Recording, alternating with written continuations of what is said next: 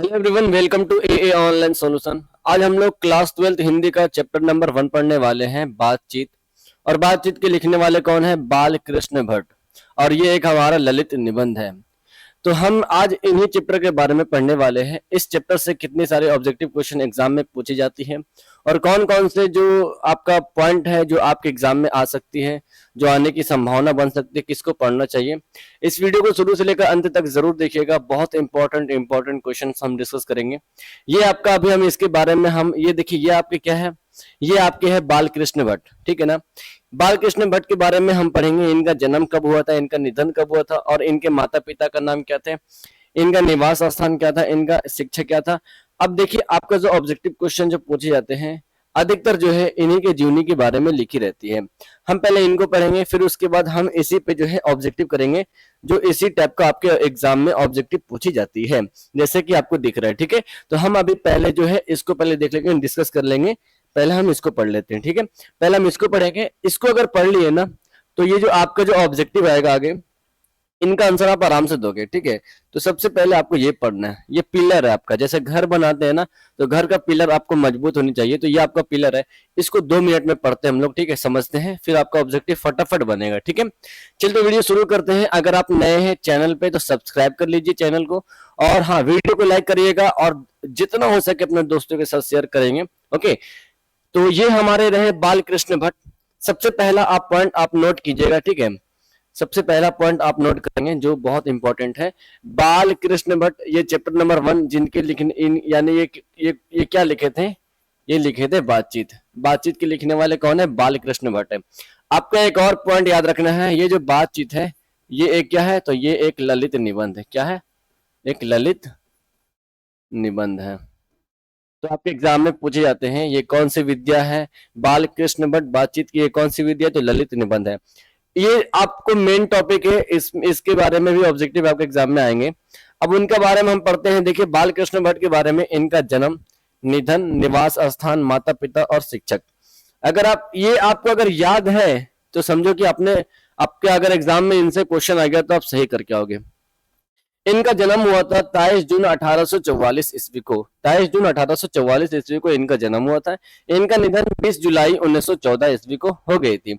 इनका निधन यानी कि इन्होंने जो है 23 जून 1844 को इन्होंने जन्म लिया था और इनका निधन हो गया था 1914 ईस्वी को।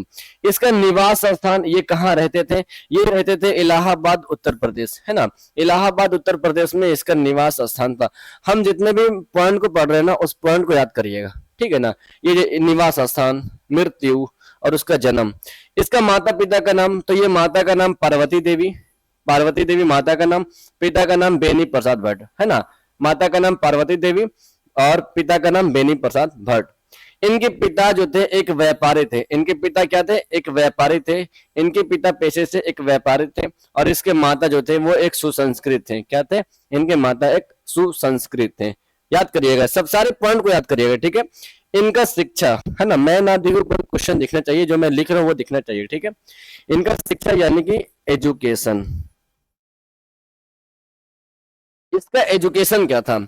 हम यहाँ पे थोड़ा आ जाते हैं और फिर हम आपको अच्छे से समझाते हैं इसका एजुकेशन क्या था। देखिए, इन्होंने प्रारंभ में संस्कृत का अध्ययन किया। 1857 में प्रयोग के मिशन स्कूल में एंट्रेंस की परीक्षा दी थी। बस आपको याद करना है, रटना नहीं है इसको, ठीक है। इन्होंने जो है प्रारंभ में संस्कृत अध्ययन किया और 1857 में जो है ये प्रयोग के मिशन स्कूल में इन्होंने एंट्रेंस की एग्जाम दी थी। आप एक चीज आप सोच रहे हो क्या? एक चीज अगर सोचो आप, हमारा ये भारत आजाद होने में जब पहला जो कोशिश की गई थी 1857 में, आपने पढ़ा होगा 1857 की क्रांति। तो मतलब कि 1857 की क्रांति के समय में ही जो है ये प्रयोग मिशन के स्कूल में एंट्रेंस एग्जाम दे रही थी। समझ रहे ना? ये पॉइंट याद है। अब हम चलते हैं ऑब्जेक्टिव की ओर। उम्मीद है कि अगर आपको ये पॉइंट याद होगा तो आपका ऑब्जेक्टिव सही बनेगा। स्टार्ट करते हैं। हर एक क्वेश्चन आपका सही होना चाहिए, ठीक है। एक बार प्लीज, अगर आप वीडियो को लाइक नहीं की तो लाइक कर लीजिएगा, है ना। पहला क्वेश्चन देखिए यहाँ पे, ये रहा आपके स्क्रीन पर सबसे पहला नंबर सवाल। पहला नंबर सवाल कहता है बाल कृष्ण भट्ट का जन्म हुआ था। बाल कृष्ण भट्ट का जन्म हुआ था। ऑप्शन देखिए, 23 जून 1884, 23 जून 1844, 20 जुलाई 1902, 18 दिसंबर 1834। हमें तो साफ साफ हमने अभी पढ़ा था क्या, इनका जन्म कब हुआ था। ये दोनों तो एकदम खत्म खत्म हो गया, ये दोनों तो है ही नहीं है, ठीक है। अब ये दोनों में कंफ्यूजन भाई, 23 जून में तो पैदा ही हुए थे। कब हुए थे, ये हुए थे 23 जून 1844 में। तो ये भी हमारा गलत हो गया। तो यहाँ पर क्या होगा, यहाँ पे हमारा बी ऑप्शन राइट आंसर होगा। इसी प्रकार आपके एग्जाम में आएगा। तो हमने पिलर को पढ़ा, पहले पहले हमने पिलर को पढ़ा। पिलर पढ़ेंगे तो हमारा पूरा ऑब्जेक्टिव राइट आंसर होगा। एक एक नंबर आपके लिए बहुत महत्व रखता है। अगला सवाल, बालकृष्ण भट्ट की रचना निम्नलिखित में से कौन सी है। ये चारों में से इनमें से कौन सी रचना जो है वो बालकृष्ण भट्ट की है। बातचीत, जूठन रोज और प्रगति और समाज, ये तीनों नहीं है, ठीक है ना। हमारा ये है बातचीत। हम पढ़े थे ना, अभी हम शुरू में आपको बोले थे बातचीत ये क्या है, तो ये एक ललित निबंध है। क्या है ये, एक ललित निबंध है। अब अगर देखिए हमारी अगर क्लास कर रहे हैं तो आपको केयरफुली तरीके से देखना पड़ेगा, एकदम माइंड करके लगा करके। हमारी क्लास में आपको बहुत कुछ सीखने के लिए मिलेगा, ठीक है। तो अगर आपको कुछ डिस्ट्रैक्शन वगैरह हो रही तो उसको थोड़ा किनारे में जाकर के देखे तो समझ में आएगी, है ना। अगला क्वेश्चन देखिए, अगला है बालकृष्ण भट्ट की माता देखो, बालकृष्ण भट्ट की माता का क्या नाम है। इनका माता का नाम क्या है जी, पार्वती देवी जी, बिल्कुल हमने पढ़ा अभी। इनके माता क्या थे, इनके माता थे सुसंस्कृत। क्या थे, सुसंस्कृत। आपके एग्जाम में आएगा, है ना। अगर सुसंस्कृत नहीं आएगा तो पिता के बारे में पूछेगा। अगला क्वेश्चन देखो, बालकृष्ण भट्ट के पिता का क्या नाम था। देखो बालकृष्ण भट्ट के पिता का क्या नाम था। ऑप्शन देखिए कैसे करके दिया है आपको कंफ्यूज करने के लिए, देनी प्रसाद भट्ट, बेनी प्रसाद भट्ट, टेनी प्रसाद भट्ट और सैनी प्रसाद भट्ट। क्या है ये, आपने पढ़ा ना अभी, हमने अभी पिलर पढ़ा था ना, तो हमारा क्या आंसर होगा, बेनी प्रसाद भट्ट। भाई देखो हम लोग अभी जितने भी वीडियो देख रहे हैं ना, हम और आप, हम दोनों ने पहले पिलर को मजबूत कर ली। तो ये सब क्या है यार, ये तो करेक्ट होगा ना, हमने तो पहले मजबूती कर ही ली। तो ये कुछ नहीं है, हमारा एक नंबर पॉकेट में हमारा होगा, है ना। इसका बी आंसर राइट होगा, इसका सी ऑप्शन राइट आंसर। अच्छा इसमें से आपको एक क्वेश्चन पूछेगा, अभी हम इसका क्वेश्चन भी बताएंगे। अभी इनके पार्वती देवी इनके माँ थी, है ना, जो कि ये सुसंस्कृत थी। इनका जो पिता है बेनी प्रसाद भट्ट, ये क्या थे, ये पेशे से व्यापारी थे। क्या थे, व्यापारी थे, ये पेशे से व्यापारी थे। अच्छा नेक्स्ट क्वेश्चन देखिए, अगला है बालकृष्ण भट्ट की रचना बातचीत क्या है। बालकृष्ण भट्ट की रचना जो है बातचीत क्या है, ये एक ललित निबंध है। इनको तो आपको एकदम मतलब कि ये वीवीआई में रख लो, ये क्वेश्चन तो आता है एग्जाम में, ठीक है ना, ललित निबंध। अगला क्वेश्चन, बालकृष्ण भट्ट का निवास स्थान। भाई अब तो आंसर बताओगे आप लोग, निवास स्थान, निवास स्थान याद है ना, याद करो यार, हमने पिलर पढ़ा था। निवास स्थान Allahabad Uttar Pradesh, Allahabad Uttar Pradesh, B option right होगा। उम्मीद है कि आपको हमारी क्लास अच्छी लग रही होगी, अपने पहला क्लास हमारी कर रहे होंगे तो शायद ये आपको अच्छे लगे, ठीक है। अगर आपको वीडियो कैसी लग रही है, अच्छा लग रहा, बुरा लग रहा, तो इसका फीडबैक आप अपने कमेंट बॉक्स में जरूर देंगे। 7 नंबर सवाल कहता है माता पिता बालकृष्ण भट्ट के पिता पेशे से क्या थे। अभी हमने पढ़ा बालकृष्ण भट्ट के पिता का नाम क्या था, बेनी प्रसाद भट्ट। और इनके पिता का जो पेशे से क्या थे, इनका पेशा था व्यापारी। इनका बी ऑप्शन राइट आंसर होगा। याद रखिएगा ये सारा क्वेश्चन एग्जाम में आ चुका है ना। आप क्वेश्चन बैंक को लट के देखिएगा, हमने लिखा नहीं, हमने यहाँ पे नहीं लिखा कि ये क्वेश्चन 2018 में पूछा, ये 2014 में पूछा, ये 2022 में पूछा, हमने ये सब नहीं लिखा। ये सब लिखने से कोई फायदा होता है, नहीं होता है। ये सब लिखने से कोई फायदा नहीं होता है। हम पढ़ने वाले हैं ना, हम याद करेंगे। वो क्वेश्चन क्यों ना जब पूछा जाए। आपका हिंदी है, देखिए ये आपका बुक है दिगंत, क्लास 12 का बुक है। इसका प्राइस मिनिमम आपका 50 रुपए पड़ेगा। अगर आप इस बुक को ले लिए हैं तो आप इस बुक को पढ़िए, इसका समरी पढ़िए। जैसे हम अभी क्या पढ़ रहे हैं, बातचीत पढ़ रहे हैं। बातचीत के लिखने वाले कौन है, बालकृष्ण भट्ट है। बातचीत का कहानी आप पढ़ो, बातचीत में क्या कहना चाहता है, नहीं कहना चाहता है, समझ रहे ना, इसमें क्या कहना चाहता है, वो कहानी पढ़ो, आपको समझ में आएगी। इसकी जीवनी लिखी हुई है, हमने कहा से बुक से ही लिखी, समझ रहे ना। वो लिखने से कोई बेनिफिट नहीं होता है, पर हाँ एक होता है कि प्रीवियस ईयर क्वेश्चन देख लेना चाहिए, है ना। अगला है बातचीत किस विद्या की रचना है। हमने नहीं लिखा, आप बुरा नहीं मानोगे, ठीक है ना। ये क्वेश्चन इंपॉर्टेंट है, पर बातचीत किस विद्या की रचना है, तो ये हमारा हो गया, हमारा ये निबंध है। बातचीत क्या है, एक निबंध है। चाहे ललित निबंध पूछे या निबंध पूछे, क्लियरिटी आपको होनी चाहिए। डी ऑप्शन राइट आंसर होगा। अच्छा अगला क्वेश्चन, बातचीत शीर्षक निबंध के निबंधकार कौन है जी, है ना। बातचीत के लिखने वाले कौन है, सिंपल है, बालकृष्ण भट्ट। देख रहे हैं ना, एक ही क्वेश्चन आपको कितनी टाइप से घुमा घुमा कर पूछ रही है। अगला क्वेश्चन, बातचीत के माध्यम से बालकृष्ण भट्ट क्या बतलाना चाहते थे? बातचीत के माध्यम से बालकृष्ण भट्ट जो थे वो क्या बतलाना चाहते थे? क्या ये जो है ना, बातचीत के माध्यम से बालकृष्ण भट्ट जो है अपने निबंध में बातचीत की शैली को दर्शाना यानी कि बतलाना चाहते थे। अगर आप बुक ले लिए ना, मैं आपसे हाथ जोड़कर विनती करता हूं, आप ये वाला बुक अब स्टोर, जो भी बुक स्टोर होगा वहां से जाकर के खरीदें और पढ़े बातचीत कहानी। जितने भी आपको हम लोग अगला चैप्टर पढ़ेंगे उसने कहा था, आप यहाँ से सीरियल नंबर में आपका वीडियो आएगी, चैप्टर बाय चैप्टर। वीडियो को प्यार देंगे तब हम लाएंगे अगला वीडियो, ठीक है। और आपका प्यार ये होना चाहिए कि लाइक तो करते ही है पर आपको बुक भी पढ़ना पड़ेगा। ये आप पढ़ोगे तो समझो ये हमारा प्यार मिल रहा है, समझ रहे ना। तो यहाँ पे ये जो बातचीत पढ़िएगा तो उसमें जो है बातचीत की शैली को ये बता रहे थे बालकृष्ण भट्ट। अगला क्वेश्चन कहता है हमारा, बातचीत शीर्षक निबंध के निबंधकार। अच्छा, ये क्वेश्चन डबल हो गया, बालकृष्ण भट्ट, ठीक है। अगला, बालकृष्ण भट्ट किस युग के निबंधकार थे? हम इसके बारे में पढ़ेंगे, ये आपका भी पहले इसका ऑब्जेक्टिव कर लो।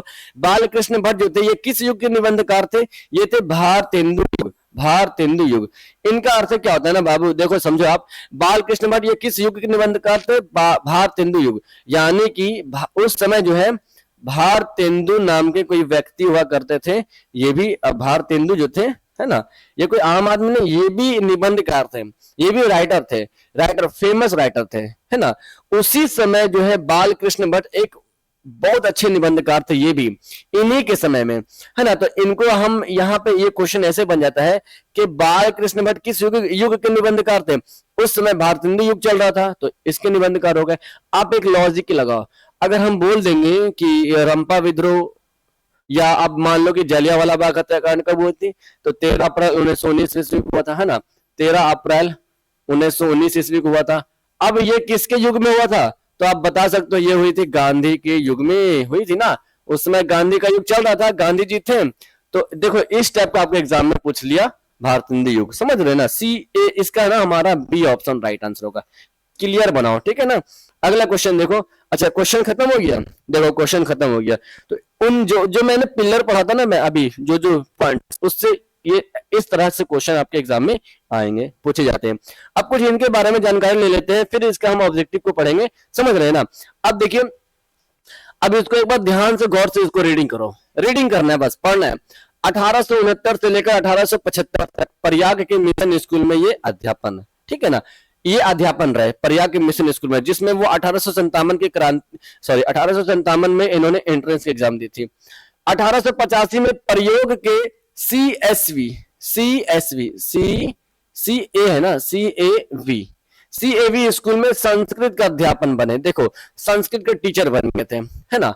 आगे 1888 में प्रयाग की कायस्थ पाठशाला इंटर कॉलेज में जो है अध्यापक नियुक्त हो गए, अध्यापक हेड में मान लो आप अध्यापक में नियुक्त हो गए। खैर इनसे उतना क्वेश्चन नहीं पूछती है, पर आपको याद करना है, अगर आपका सारांश लिखना आ जाए तो ये मेन पॉइंट आपका हो जाता है। जैसे अगर कुछ अगर आपके एग्जाम में आ जाएगा ना बालकृष्ण भट्ट के बारे में लिखने के लिए जीवनी, तो अगर आप इन पॉइंट को उस जीवनी में अगर लिख देते हैं, जो 2 नंबर 5 नंबर का सवाल आता है, तो ये सब आपके लिए ज्यादा इंपॉर्टेंट होगा। एग्जामिनर जो चेक करेगा ना डेट, तो बोलेगा कि लड़का जो है ना बहुत अच्छा लिखा, तेज है, जो आप पॉइंट जो मतलब पॉइंट टू पॉइंट उन्होंने लिखा, तो आपको याद करना जरूरी है, बनता है, ठीक है। इनका रचनात्मक देखिएगा, जो रचनात्मक फेमस रचनात्मक आ गया है ना, मैं पहले कलर को रेड कर लेता हूँ, थोड़ा फास्ट करेंगे, ठीक है ना। 1857 में हिंद प्रदीप नामक मासिक पत्र निकालना प्रारंभ किया। इसे वे 33 वर्ष तक चलाते रहे, ठीक है ना। ये जो है 33 वर्ष तक इसे चलाते रहे, यानी कि बालकृष्ण भट्ट जो है वो हिंदी प्रदीप नामक मासिक पत्र निकाला था, है ना। कब निकाला था? 1877 में। डेट याद रखिएगा, आपके आगे काम आएगा ऑब्जेक्टिव में। इन्होंने 1877 में हिंदी प्रदीप नामक मासिक पत्र निकालना शुरू किया था, और ये लगभग 33 वर्ष तक चलाया था, 33 वर्ष तक चलाया था। क्लियर?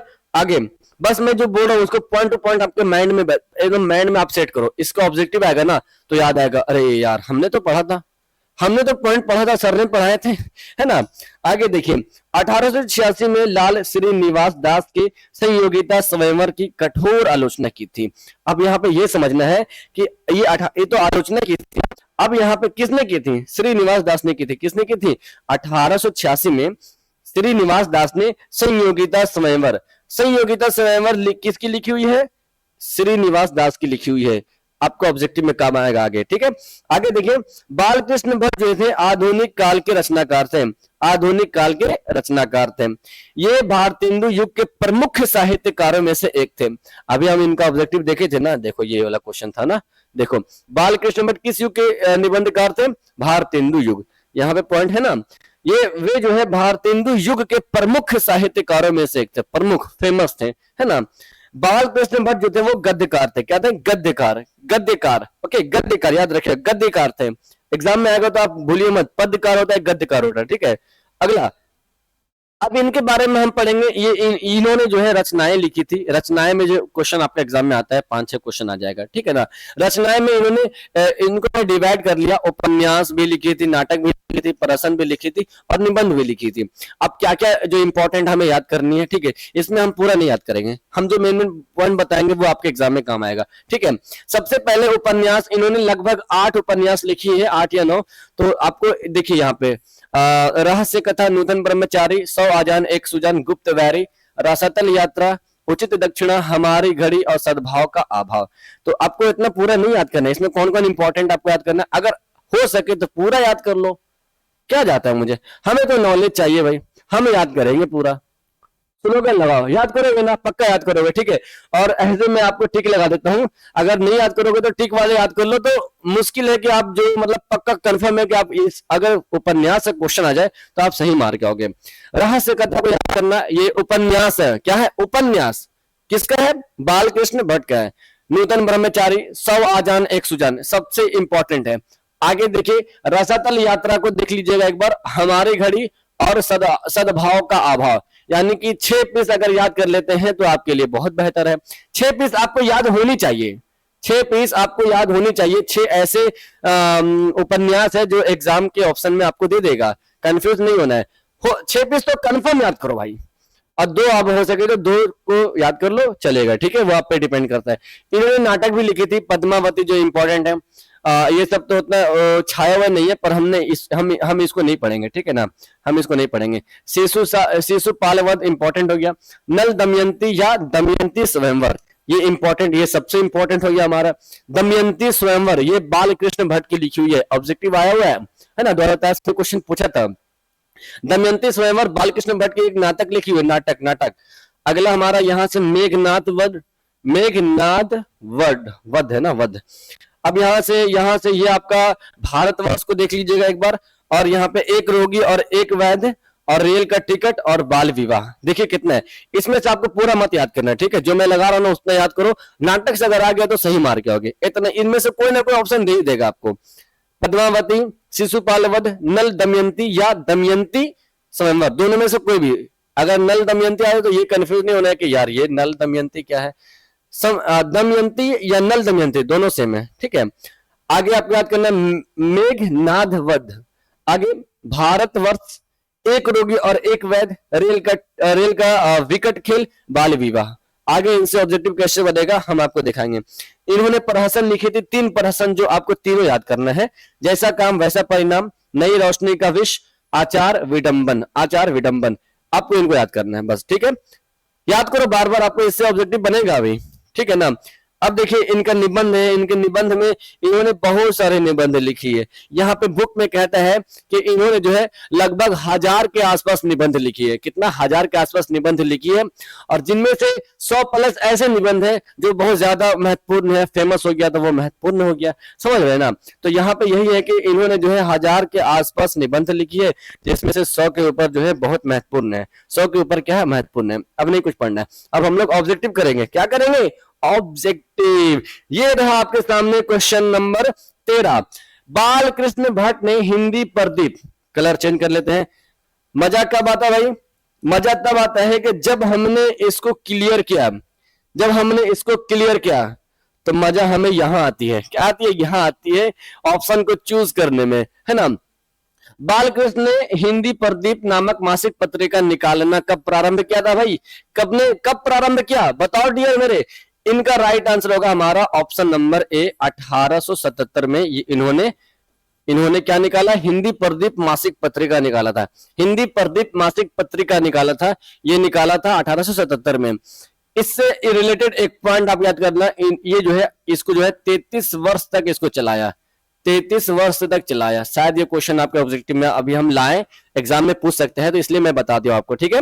देखिए, बालकृष्ण भट्ट ने किस पत्रिका का संपादन किया, हिंदी प्रदीप पत्रिका का संपादन किया। बालकृष्ण भट्ट ने हिंदी प्रदीप पत्रिका का संपादन किया। हम इस क्लास में, हमारी क्लास में जब भी आप मेरी क्लास करेंगे आज से, ठीक है ना, तो आप माइंड सेट करके आइएगा, ठीक है, रट्टा नहीं मारना है आपको। इस क्लास में एक चीज को इतनी बार दोहराई जाएगी कि क्लास में ही आपको सारी चीजें याद हो जाएगी, समझ रहे ना।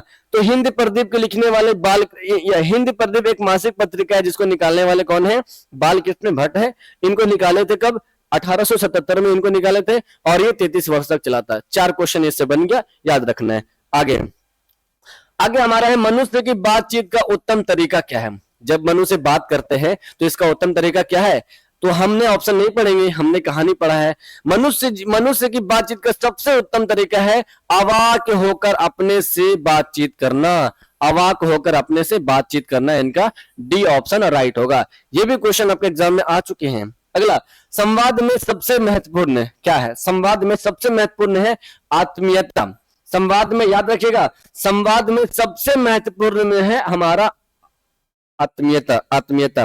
अगला क्वेश्चन ये लो, अब ये क्वेश्चन का आंसर जो है इसमें से एक क्वेश्चन आपको होमवर्क देंगे, ठीक है। अब कौन सा क्वेश्चन हमें होमवर्क देना है भाई, कौन सा क्वेश्चन होमवर्क देना वो मुझे अच्छी तरीके से पता है। अभी है बहुत सारे क्वेश्चन, अभी 10 क्वेश्चन या कम से कम 17 क्वेश्चन होगा। संयोगिता स्वयंवर किसकी रचना है, संयोगिता स्वयंवर किसकी रचना है, श्रीनिवास दास की। हम थोड़ा स्पीड चलेंगे, ठीक है, क्योंकि हमने पहले ही टाइम वक्त गवा लिया है पॉइंट टू पॉइंट को पढ़ने में, ठीक है। संयोगिता स्वयंवर श्रीनिवास दास की है ना, याद रखिएगा। इनको, इनका जो पॉइंट हमने कब लिखा है, देखो ना भाई, यहाँ देखो, संयोगिता स्वयंवर, संयोगिता स्वयंवर, देखो श्रीनिवास दास, संयोगिता स्वयंवर इन्होंने लिखी थी 1886 में, है ना। कौन लिखे थे, श्रीनिवास दास ने लिखे थे। तो यहाँ पे ये भी याद कर लो कि संयोगिता स्वयंवर को लिखने वाले श्रीनिवास दास 1886 में इन्होंने लिखी थी। दमयंती स्वयंवर, अब ये आपका होमवर्क रहेगा भाई, ये आपका होमवर्क रहेगा। अब मैं इसका भी बताया था, एक हिंट देता हूं आपको, दमयंती स्वयंवर ये एक नाटक है। अब तो आप आंसर मारोगे सही, नाटक किसका लिखा हुआ है, दमयंती स्वयंवर किसके लेखक है, ऑप्शन चंद्र शर्मा गुलेरी, मल्लियज, बालकृष्ण भट्ट और भगत सिंह। ये आपको इस वीडियो के नीचे कमेंट बॉक्स में आंसर देना है। क्या देना है, कमेंट बॉक्स में ऐसे लिखिएगा, आंसर आपका ऐसे आना चाहिए, क्वेश्चन नंबर 18, नहीं, अब पहले ना ये नहीं लिखना है, ठीक है, ऐसे लिखना, HW करके आप जो है आंसर दे देना, ठीक है ना। HW करके आप आंसर दे देना, क्लियर, मैं समझ जाऊंगा। HW करके आंसर दे देना, ये आपका होमवर्क रहा। अगला क्वेश्चन, कौन सी रचना बालकृष्ण भट्ट के द्वारा रचित नहीं है, रचित नहीं है। ऑप्शन पढ़ेंगे, अब देखो कंफ्यूज होगा। हमने रचनाएं पढ़ी थी, कितनी सारी रचनाएं थी, बाप रे बाप, इतनी सारी रचनाएं थी। ये रचनाएं हैं, रचनाएं को बांट दिया गया है, समझ रहे ना। इतनी सारी रचनाएं भाई, कैसे याद किया, कैसे कैसे, अब ऑप्शन आ गया तो कैसे बनाएंगे भाई। माइंड पे आसान नहीं लेना है इसको, एकदम 2-3 बार याद करो, रट्टा मारो, ठीक है। रट्टा मारने के बाद आओ हम ऑब्जेक्टिव को क्लियर करते हैं। क्या है, बालकृष्ण भट्ट के द्वारा कौन सी रचना रचित नहीं है भाई, पद्मावती, वेणी संहार, मेघदूत, मेघदूत में और मेघनाथ वध। भाई पद्मावती हमारा है ना, मेघदूत भी है, मेघनाथ वध भी है, वेणी संहार नहीं है हमारा। इनका बी ऑप्शन राइट आंसर हो जाएगा, समझ रहे हो ना। अब इनका अगला सवाल हमारा है वाद विवाद। वाद विवाद संवाद क्या है, तो वाद विवाद संवाद है आलोचनात्मक निबंधों की पुस्तक, आलोचनात्मक निबंधों की पुस्तक। इनका ए ऑप्शन राइट आंसर होगा। कुछ क्वेश्चंस, ये क्वेश्चन 2023 में पूछे हैं, वाद विवाद वाला, ठीक है ना, वाद विवाद में पूछे गए हैं, ठीक है। अगला, बातचीत के जरिए भाप बनकर क्या बाहर निकल आ जाता है ना, निकल आ जाता है। तो बातचीत के जरिए क्या बनकर, तो ये देखिए, यहां तो आप तो आराम से मारोगे यार, मवाद या धुआं। अब बातचीत करोगे तो मुंह से क्या निकलेगा, ईर्ष्या, ईर्ष्या तो निकलेगा नहीं, क्लेश नहीं निकलेगा, द्वेष नहीं निकलेगा, क्या निकलेगा, धुआं। मवाद अगर नहीं आ रहा, धुआं याद रखे, धुआं, भाप, भाप क्या, भाप, धुआं, भाप, धुआं। भाप को धुआं से मिला दो, इसके कंपेयर कर लो, क्या होगा, सी ऑप्शन राइट आंसर होगा। कौन सा उपन्यास, उपन्यास गौर करो, इसको मिटाओ पहले यार। देखो कौन सा उपन्यास बाल कृष्ण भट्ट के द्वारा लिखी गई है। ऑप्शन मैला आंचल, गोदान, 100 आजान एक सुजान, अंतराल। उपन्यास मैंने शुरू में, इन्होंने 8 उपन्यास लिखी है। अब 8 में से मैंने जितना जितना याद करने बोला था शायद याद ही होगा, 6 पीस याद करना है, उन्हीं से अगर याद करें तो आपका ऑब्जेक्टिव बन जाएगा। मैला आंचल भाई ये हमारा नहीं है लिखा हुआ, गोदान नहीं है, अंतराल नहीं है, 100 आजान एक सुजान ये है हमारा, सी ऑप्शन राइट होगा। मजा आता है यार हमें मारने में आंसर, कसम से बता रहा हूं। पढ़ने में अगर पॉइंट टू पॉइंट क्लियर कर लिए तो क्या ही बताऊं आपको।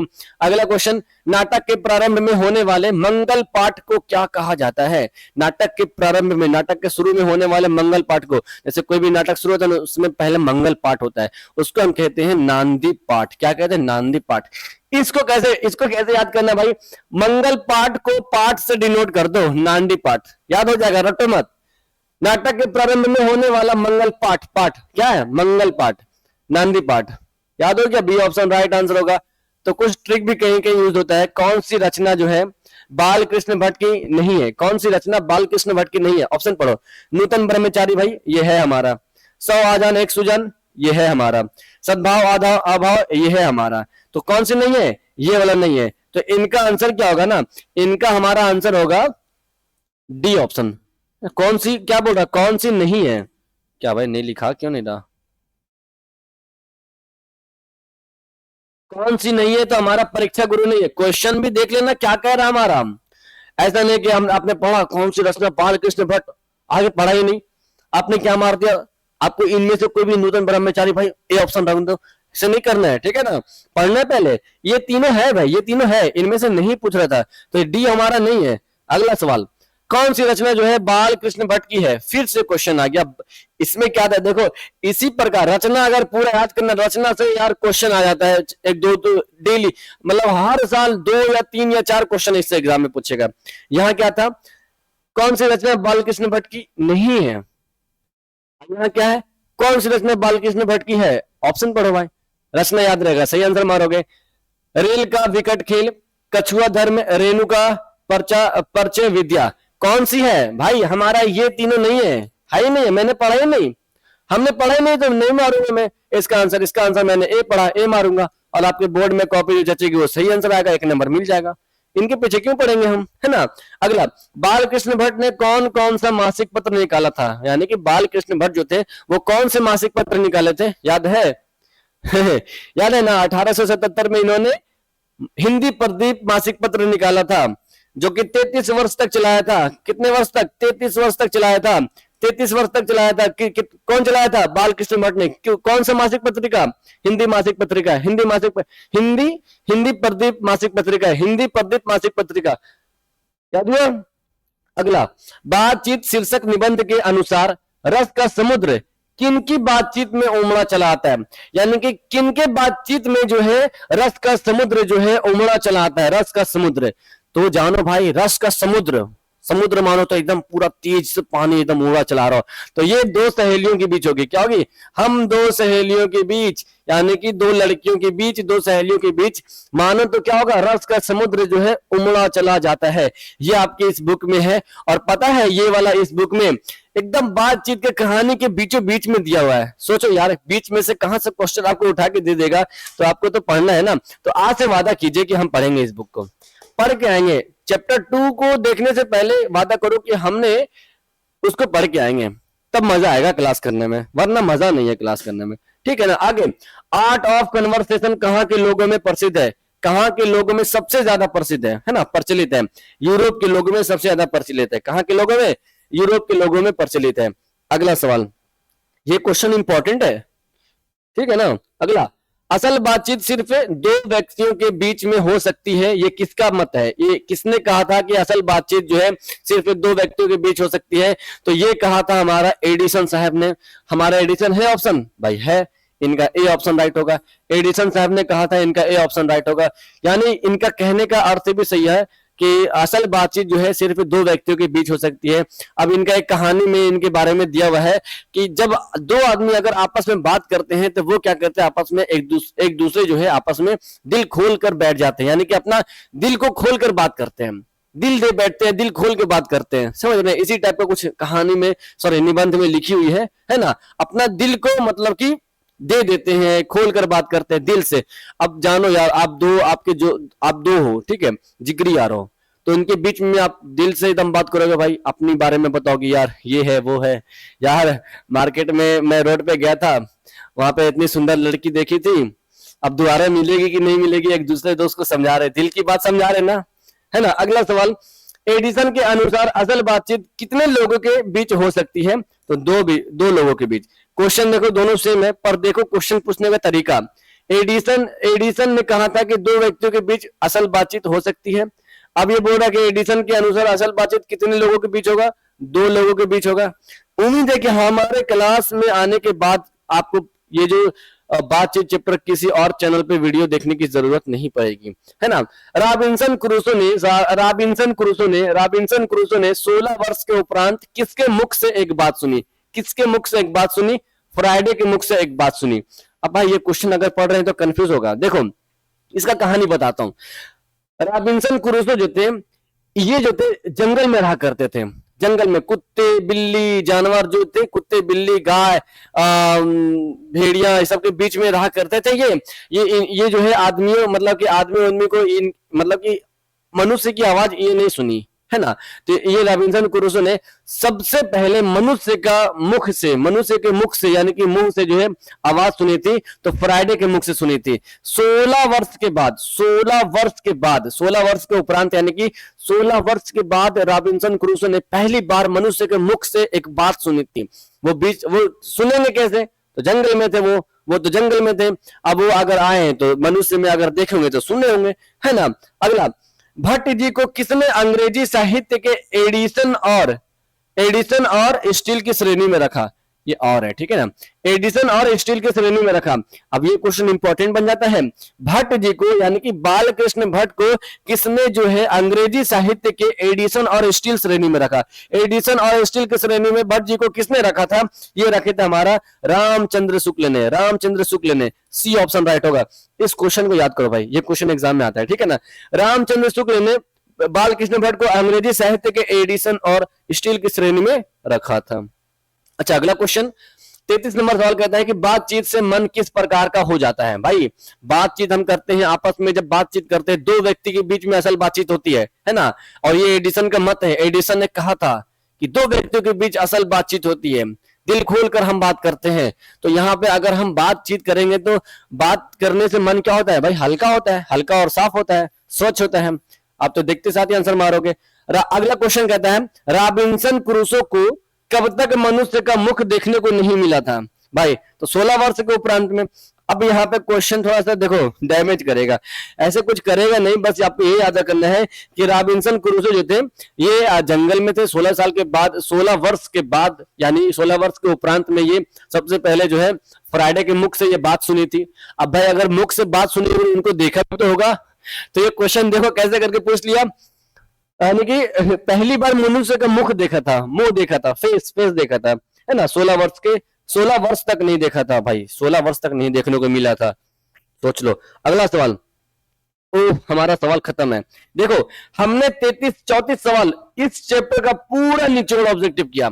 इस चैप्टर में अगर कितना भी क्वेश्चन आ जाए ना, इसके अंदर पूछेगा, वादा करता हूं। एक क्वेश्चन भी नहीं जो आपसे अगर ना बने। बताओ यार, हमारे स्टूडेंट अगर आप शुरू से लेकर एंड तक देखेंगे तो वीडियो तो मजा आया ही होगा, ठीक है। और जिसको नहीं आया वो कमेंट करना यार, किस कारण से नहीं आया, क्या हमारे में कमी है, तो उनको सुधारने की कोशिश करूंगा, ठीक है। तो डियर ये रहा हमारा, आपको क्लास बहुत इंपॉर्टेंट लगी होगी। तो ये क्लास का हमारा पहला चैप्टर था, दूसरा चैप्टर हमारा आने वाला है। तो एक बार ध्यान से सुनेंगे, हमारा जो है क्लास 12 हिंदी और इंग्लिश और उर्दू का एक बैच लॉन्च किया गया है। जिस प्रकार अभी आप हिंदी का पहले पढ़े हैं, इसी प्रकार आपको पूरा चैप्टर आपको वीडियो मिल जाएगी, ठीक है। धीरे धीरे आपको वीडियो मिल जाएगी, इसका आपको नोट्स मिल जाएगा। नोट्स देखो, नोट्स हो इस प्रकार जो आपको समझ में आए, नोट्स हो आपके इस प्रकार जो आपको समझ में आए। ये तो थोड़ा ऑब्जेक्टिव हो गया ना। देखो नोट्स इसको बोलते हैं, पॉइंट टू पॉइंट बुलेट को, है ना। देखो नोट्स इसको बोलते हैं, ये जो आपका पहला चैप्टर पढ़े थे ना, देखो इस प्रकार का नोट्स ये हुआ हमारा।